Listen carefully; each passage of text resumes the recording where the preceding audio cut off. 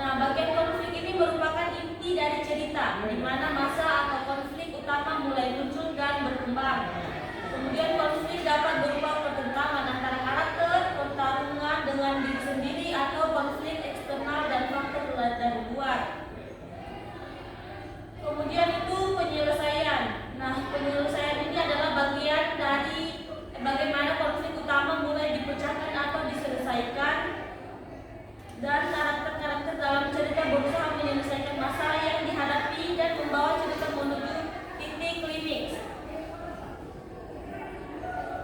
Nah, ketiga elemen di atas dapat dijelaskan bahwa teks fiksi juga dapat mencakup berbagai elemen tambahan seperti puncak, klimaks, dan epilog. Dari materi ini ada yang ingin bertanya atau apa? Atau sudah dipahami? Sudah paham dulu. Oke, selanjutnya kita masuk di materi menentukan unsur kebahasaan teks fiksi. Mempelajari unsur kebahasaan teks fiksi, ada beberapa unsur kebahasaan yang sering ditemukan dalam teks fiksi. Yang pertama itu deskripsi. Nah, penggunaan deskripsi ini detail untuk menggambarkan setting, karakter, dan suasana dalam cerita sehingga pembaca dapat membayangkan dengan jelas. Kemudian itu dialog. Percakapan antara karakter yang digunakan untuk mengembangkan plot, mengungkapkan kepribadian karakter, dan memajukan cerita. Kemudian gaya bahasa. Nah, penggunaan gaya bahasa kreatif seperti metafora, smile, personifikasi, dan lainnya untuk menarik perhatian pembaca dan menambah keindahan tulisan. Kemudian imajinasi. Penggunaan imajinasi dan kreativitas untuk menciptakan dunia fiksi yang unik dan menarik. 5 itu ada plot. Susunan peristiwa yang membentuk alur cerita dan menyajikan konflik serta penyelesaian. Kemudian itu tema, pesan atau ide yang ingin disampaikan melalui cerita, seringkali melibatkan nilai-nilai moral atau filosofis. Dan yang ketujuh itu konflik. Konflik antara karakter atau konflik internal yang menambah ketegangan dalam menarik minat pembaca. Itu saja materi dari menentukan unsur kebahasaan teks fiksi. Anak-anak sudah mengerti atau masih kurang dipahami? Sudah mengerti, Bu. Oke. Kemudian kita beralih pada materi selanjutnya, yaitu menyimpulkan pesan moral teks fiksi.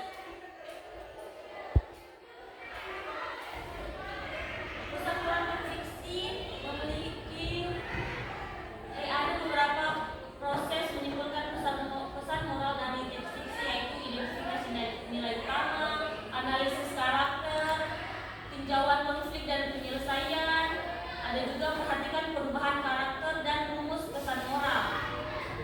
Kemudian materi selanjutnya itu ada menanggapi isi teks fiksi secara tertulis. Baik, pada kesempatan kali ini kita akan menanggapi isi teks fiksi secara tertulis. Yang pertama, ringkasan cerita. Nah, ringkasan cerita ini mulainya dengan merangkum cerita singkat, termasuk pengenalan karakter, konflik utama, perkembangan plot, dan penyelesaian cerita. Pastikan ringkasan adik-adik itu memiliki poin-poin utama dari teks fiksi tersebut. Kemudian analisis karakter. Nah, tinjauan karakter utama dalam cerita mungkin bisa dijelaskan kepribadian, motivasi, dan peran dalam cerita. Kemudian itu respon emosional. Bagi respon emosional Anda terhadap cerita, apakah ada kesan, terharu, terhibur, dan terinspirasi jelas atau yang membuat cerita tersebut menarik bagi adik-adik sekalian. Kemudian bagian materi selanjutnya itu membaca hasil tangkapan teks fiksi. Nah, di sini Ibu sudah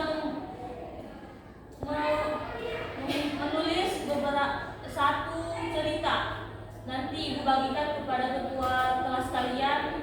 Nanti ketua kelas kalian yang bagi ke kalian ya, untuk tugas kalian itu ada di bagian membaca hasil tangkapan teks fiksi. Di sini kalian membaca tentang tentang cerita yang berjudul Pasaeno. Di sini kalian